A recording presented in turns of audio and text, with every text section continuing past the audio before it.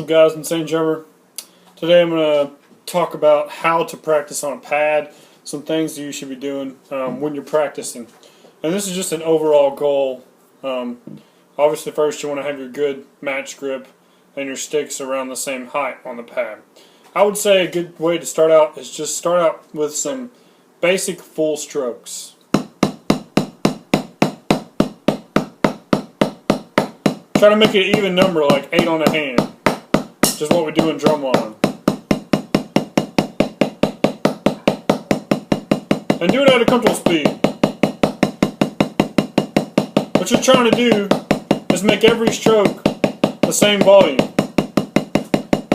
On the same hand and between the hands. Because when you put it together, if you have the same sound on both hands,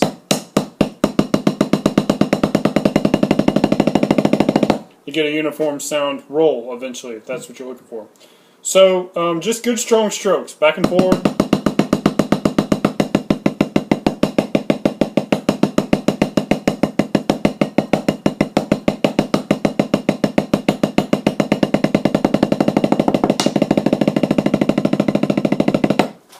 Some doubles.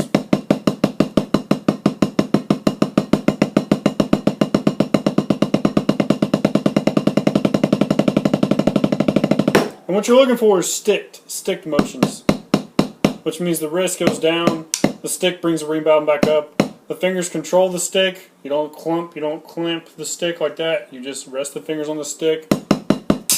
Nice full sound. You don't want this. That's digging into the pad, or that's closing off the sound.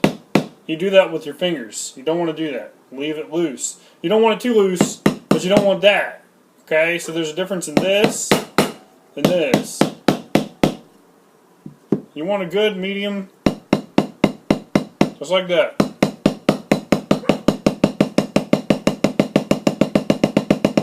The faster you go, the more you condense the sticks into the pad, and the more sound goes away.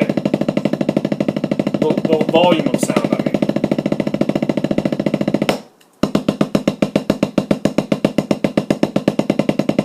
So single strokes and double strokes, paradiddles.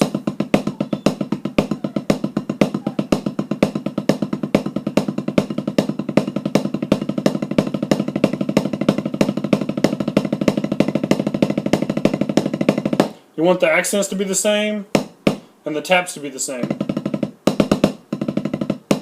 See, those two exercises we just did already works on those two things.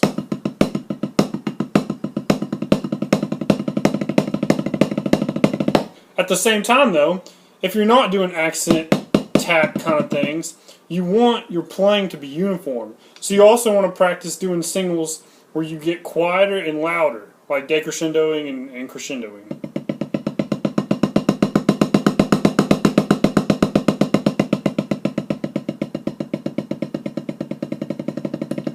Try to get faster and quieter. That's something nobody ever practices.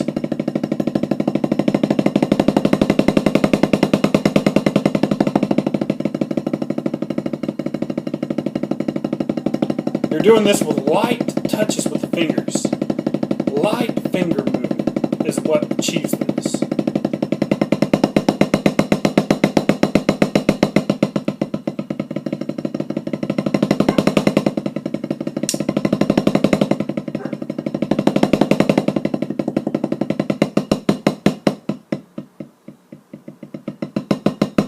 And practice doing your rudiments that way. Paradiddles.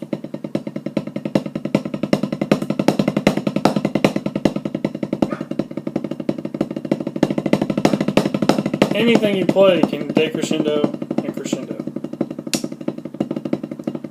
Or it should be able to, and that's why you practice it. The next section would be flams. That's why you learn all your flam rudiments, alternating flams, flam taps.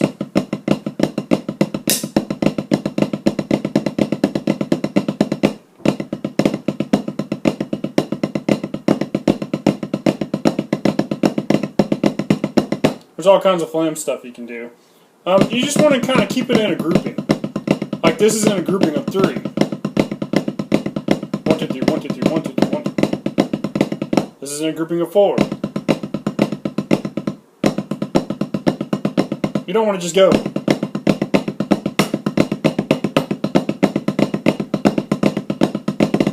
You can, but it makes it more productive if you keep it in a grouping. Which technically what I just played can be in grouping, in some kind of a grouping too. But you do that by making the accent pattern have some kind of sense of either 3 or 4. And then next what you want to practice is diddles. You can do this by the standard. Now just like with your stroke, with each hand wanting to sound the same, you want each diddle to sound uniform. Which takes a long time to be able to get. But you want to practice doing that. So listen to each one of your diddles in each one of your hands. And if one is weaker than the other one, then it's all about learning how to make your sound uniform. Make those in some kind of groups of 4.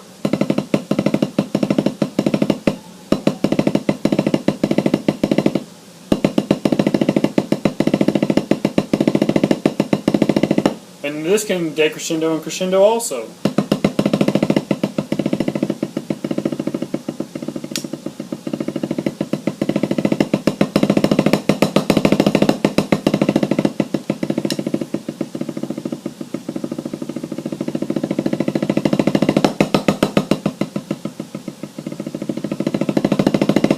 That's how we make our playing musical. If everything you do is... I can't play like that. But if everything you play is, one volume, that's boring. So, review, single strokes, full strokes, right?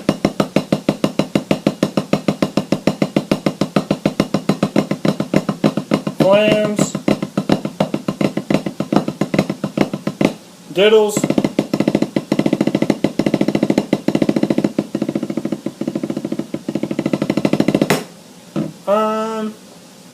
diddles is triplets.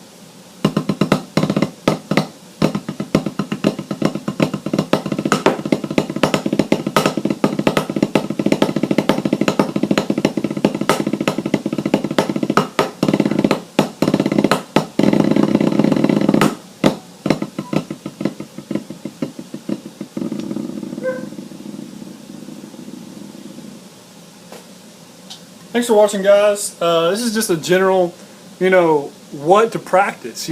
As drummers, we know all this stuff. We know diddles, we know flams.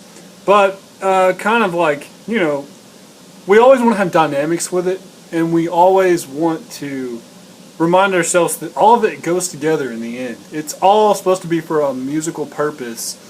And I guess that's really just the summary of what I was trying to do here. So, good luck making your practice musical, and hope you have fun doing it. See ya.